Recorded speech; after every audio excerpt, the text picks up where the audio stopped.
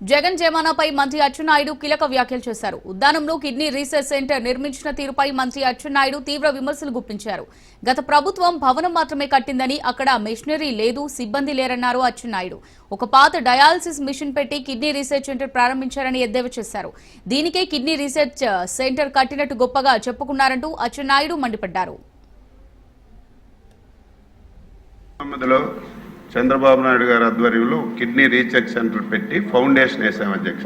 దురదృష్టవశాత్తు 2019లో ఓడిపోయాం. గత ప్రభుత్వం భవనాలు అయితే కట్టింది అధ్యక్ష. కట్టి 2023లో అప్పటి ముఖ్యమంత్రి దాన్ని అట్టహాసంగా ప్రారంభించి ఎవరూ చేయని పని స్వాతంత్ర భారతదేశంలో నేనే చేశానని చెప్పి చాలా పెద్ద పెద్ద ప్రసంగాలు చేశారు అధ్యక్ష. అప్పుడు మేము అక్కడికి వెళ్ళడానికి మాకు అవకాశం లేదు. మొన్న మేము అధికారంలోకి వచ్చిన తర్వాత గౌరవ శాసనసభ్యురాలు గౌతు శిరీష, కేంద్ర మంత్రి రామ్మోహన్ నాయుడు, నేను వెళ్ళాము. భవనం తప్ప అదే ప్రాంతంలో ఒక పిహెచ్సిలో ఉన్నటువంటి పాత డయాలసిస్ మిషన్ తెచ్చి ఓపెన్ చేసి ముఖ్యమంత్రి వెళ్ళిపోయాడు అధ్యక్ష. భవనం చూస్తే చాలా అందంగా ఉంది, అక్కడికి వెళ్తే స్టాఫ్ లేరు. నేను మంత్రి గారితో కూడా చెప్పాను, కనీసం ఇది కిడ్నీ రీసెర్చ్ ఇన్స్టిట్యూట్ ఒక 5-10 డయాలసిస్ సెంటర్ మిషన్లు పెట్టాలని కూడా ఆ రోజున్న ప్రభుత్వానికి కనీసం జ్ఞానం లేదు. దీన్ని ఎలాగా చేయాలని చెప్పి ఒక ఆలోచన చేశాం అధ్యక్ష. కేంద్ర మంత్రి, అక్కడ ఉన్న ఎమ్మెల్యే గారు, నేను అక్కడ యామ్కాస్ ఉంది అధ్యక్ష, మన ఆంధ్ర మెడికల్ కాలేజ్ అసోసియేషన్ వాళ్ళు ఉంటే